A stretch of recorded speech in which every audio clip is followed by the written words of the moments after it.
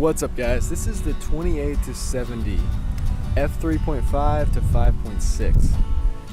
It's the Sony kit lens for the A7. We're on the A7S II, and I'm going to be testing it out because I'm actually selling this lens. So I don't have any kind of gimbal right now. I'm just holding the camera, and as you can see, 28 is not quite wide enough for a vlogging lens. I have the Sony 10-18, and that's going to be the main lens that I use when I'm holding the camera out like this. It's just a little bit wider and you get more of the person in the frame. So since I have the 10-18 and I also have a 50mm lens, I've got an 85, and then I've got the 70-200, I'm actually selling this lens. I'm gonna test out a few features on here and show you how much we can blur the background. Can we get bokeh with a 3.5-5.6 lens?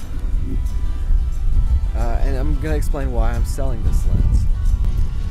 So now we're at 70mm f5.6, and this is how much we can blur the background. The closer you zoom into something, the more blurred out the background is going to be, the farther away you are from that. So the closer I get, we're about a foot away from these leaves right now. So that's about how blurred the background's going to be. Now if we're about a meter or so away, you're not going to be able to blur the background as much. Now let's go to 3.5 and 28mm. That's about a foot away at 28mm f3.5. We're at 1/2000th of a second, ISO 200. I'm in Cine 4 right now, so the lowest I can go down to is ISO 200. Alright, that's 28. That's 70 f5.6.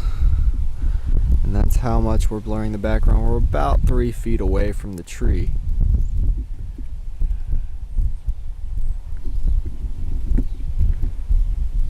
The autofocus is decent on this lens. All the Sony lenses are pretty fast when it comes to autofocus.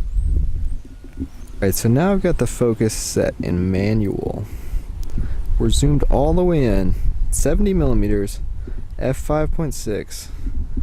I'm going to show you how smooth the focus ring is. Now, Sony lenses use a wire focusing system, so it focuses a little bit later than you turn the actual focus ring. It is a little bit smoother though than just a regular lens. Still on the manual focus, just going to show you how smooth that focus ring is. So there you go, guys. That's the 28-70 Sony kit lens.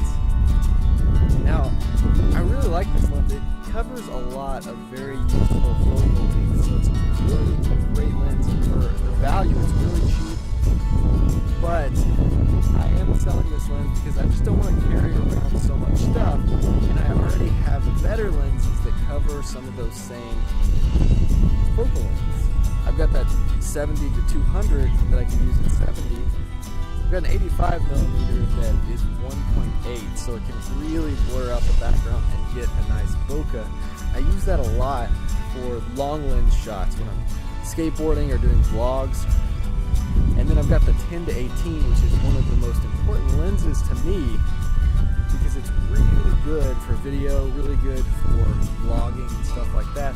It's also good on a gimbal or on just a regular stabilizer for filming skateboarding. So I use that a lot. So I hardly ever use this lens. The only time that I would actually use this lens is when I'm sitting the camera in the car focusing on myself, doing an unboxing video or something like that, and I can use the 10-18 for that. So I am going to be selling this lens.